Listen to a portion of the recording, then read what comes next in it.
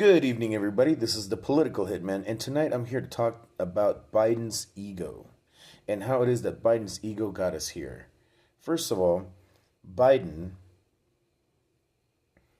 said that he was going to be a transitional president and he was only going to run this one time. He did say that he was running because he was running against Trump. Now, he won. He said he wasn't going to run again, and yet he did. First of all, ego. Okay? Second of all, let's go back to the first time that he ran. The people who actually wanted change, real change for the people at the bottom, somebody who would actually focus on getting people at the bottom right back where they're supposed to be, instead of continuing with the status quo as have corrupt Democrats and corrupt Republicans done for the past God knows how many decades. A lot of things could have been changed. People have refused to change them. When Obama was president, they held the House, they held the Senate. They could have done things to be able to change things for the better for the people at the bottom, but they refused to do so, right? And so, coming back to Biden, the people wanted Bernie, but oh no, Biden, he just had to be president, right? You don't think that's an ego thing? It is an ego thing. And it is a corporate status quo thing. He likes things as they are. I don't really think that he is really thinking about the man at the bottom, because he could have easily insisted and pointed out and put the spotlight on every single person who was against raising minimum wage. All these people that opposed things that would have worked out for the people at the bottom, cinema,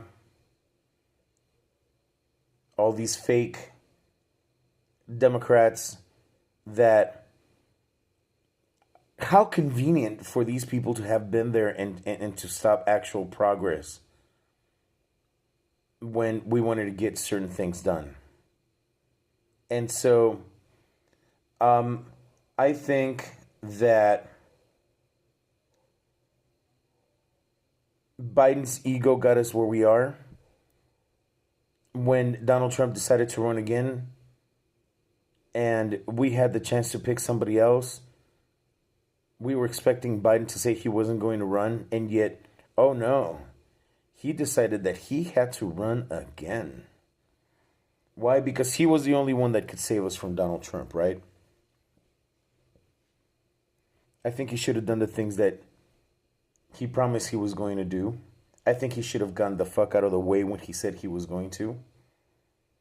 And now, unfortunately, we are left with dealing with this particular fucking monster, and they now control the Supreme Court, the House, and the Senate. This guy could have packed the courts and made sure that he actually did something good for the people at the bottom and for America. He did not. He failed to lock up a rapist because he did not want to be seen as the guy who locked up a president of the United States or an ex-president of the United States. Even when this president has been a threat to democracy, he has stolen secrets, he has been an asset to Russia, and he's just going to hand over the reins. So, he forgot about the people at the bottom. He failed to lock up the biggest, most dangerous single threat to the U.S. because he didn't want to seem like the guy. He wanted to seem magnanimous. So, yeah. I saw some people celebrating today supposed peace between Israel and Lebanon. But Israel isn't really stopping what they're doing in Gaza, right? And Benjamin Netanyahu right now can come out and say and do all these happy things for Joe Biden, but as soon as Donald Trump comes into power, it's going to be a different story. Is he really going to keep the peace? Right? Netanyahu, he's a fucking monster. I already said it in a previous video. He was 100% aware of what was going to happen. He is corrupt. He was going to go to prison. He saw it as an opportunity for him to stay in power. And this is in the situation in which I'm at.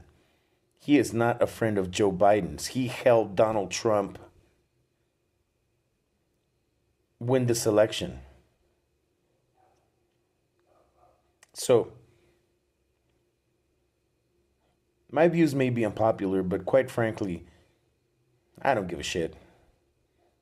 Fuck Joe Biden. Because the shit that's coming, all the shit that's coming, are in a huge, large part his fault.